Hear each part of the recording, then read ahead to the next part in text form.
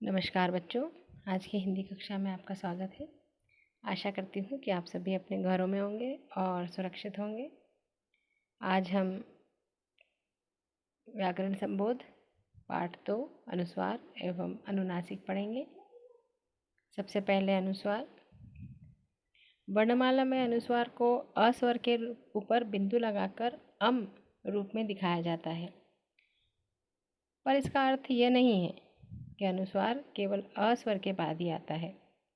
यह किसी भी स्वर के बाद आ सकता है, जैसे आ, ई, उ, ए आदि। क्योंकि वर्णमाला के सभी व्यंजन वर्णों का आधार स्वर अ है, अतः नमूने के तौर पर अनुस्वार और विसर्ग दोनों को ही वर्णमाला में अ स्वर के साथ लगाकर दिखाया जाता है। अनुस्वार के उच्चारण में अम की ध्वनि मुख से निकलती है। हिंदी में लिखते समय इसका प्रयोग शिरोरेखा के ऊपर बिंदु लगाकर किया जाता है। इसका प्रयोग अ जैसे किसी स्वर की सहायता से ही संभव हो सकता है, जैसे संभव, स धन अ। इसका वर्ण विच्छेद करने पर स धन अ धन म, धन भ, धन अ, धन व, धन अ वर्ण मिलते हैं। इस शब्द में अनुस्वार अम का उच्चारण अ धन म जैसे हुआ है, पर अलग अलग शब्दों में इसका रूप बदल जाता है, जैसे संचरण।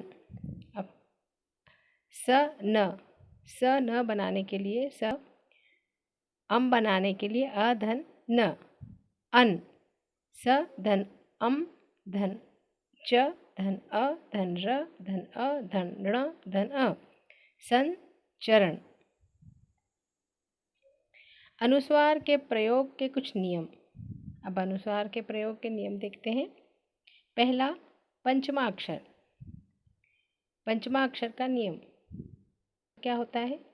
जब किसी वर्ण से पहले अपने ही वर्ग का पांचवा वर्ग पंचमा अक्षर आए तो उसमें उसके स्थान पर अनुस्वार का प्रयोग होता है। पंचमा अक्षर है उसे पंचमा अक्षर कहा जाता है। तो जब पंचमा अक्षर आता है तो उसके स्थान पर अनुस्वार का प्रयोग किया जाता है, जैसे ग, य, गा। अब जो पंचमा अक्षर बीच में आया है तो उसको हटाकर हमने क्या लिख दिया? गंगा। जो अंग लिखा है हमने वो पंचमा अक्षर के स्थान पर लिखा है। हिंदी को सरल बनाने के उद्देश्य से भिन्न भिन्न नासिक की ध्वनियों की जगह बिंदु का प्रयोग किया गया है। संस्कृत में इनका प्रयोग उसी रूप में किया जाता है, किंतु हिंदी में उसका प्रयोग बिंदु के रूप में किया जाता है, जैसे अंक, चंचल, ठंडक, चंदन, कंबल। हिंदी में अंक, चंचल, ठंडक, चंदन, कंबल, उसमें हमने बिंदु का प्रयोग किया है। अनुनासिक। अनुनासिक के उच्चारण में ध्वनि मुख के साथ साथ नासिका द्वारा या नासिका को छू कर निकलती है, अर्थात अनुनासिक की ध्वनि नाक और मुंह दोनों के साथ साथ निकलती है। इसे लिखते समय शिरोरेखा के ऊपर चंद्र बिंदु लगाकर दर्शाया जाता है, जैसे पाँव, आँख, गांव, ठाव, चांद, गिराव आदि। अनुनासिक की जगह अनुस्वार और अनुस्वार की जगह अनुनासिक के प्रयोग से शब्दों के अर्थ में अंतर आ जाता है। जैसे यदि हम हंस में अनुनासिक का प्रयोग करेंगे तो वो हंस हो जाएगा, हंस में हंसने की क्रिया।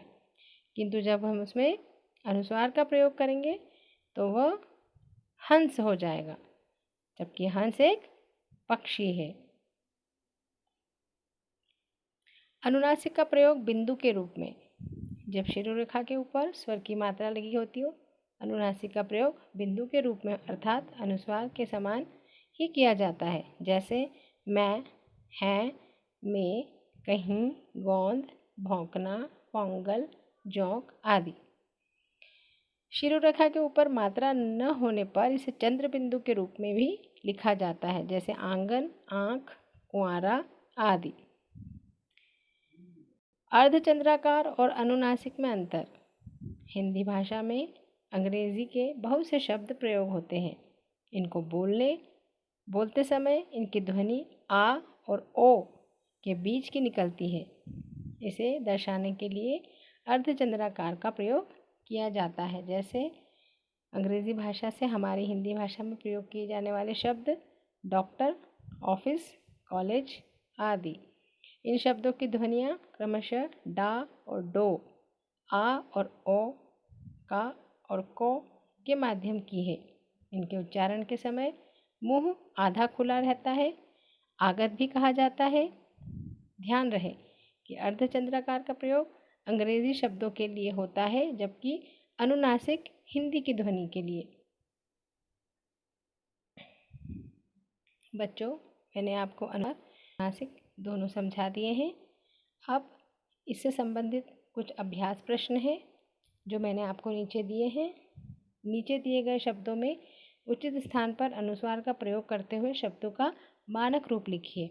आप इन्हें ध्यान से देखें, पढ़ें, समझें और अपनी कक्षा कार्य कॉपी में लिखें।